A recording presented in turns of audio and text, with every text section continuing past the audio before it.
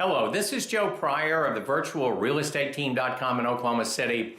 And this is a message for investors that are buying a lot of property. Now, typically what I do, if you contact me off this channel or off a blog or a recommendation, normally what I'm going to tell you is that I need you to commit for about 5 properties. We don't do fix and flip.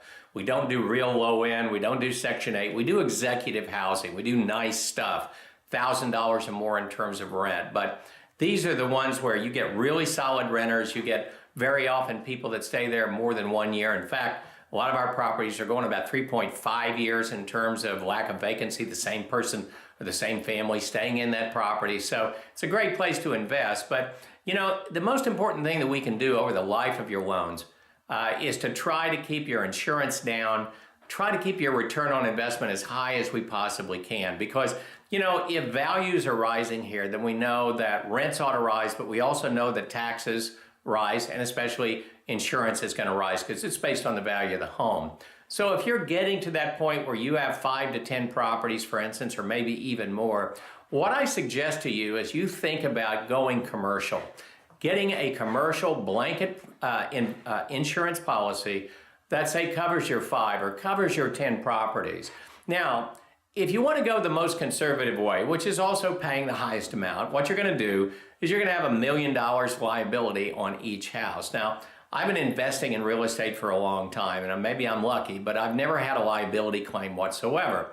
There's always a possibility it will happen. It probably will happen in the course of at least one of the properties. But in a blanket policy, what happens is you have a blanket liability policy. It doesn't have to be $1 million on each policy. So there's various ways that commercial insurers can tweak your policy and get your insurance down and deal with a real world situation where you have the right insurance for the right amount of properties.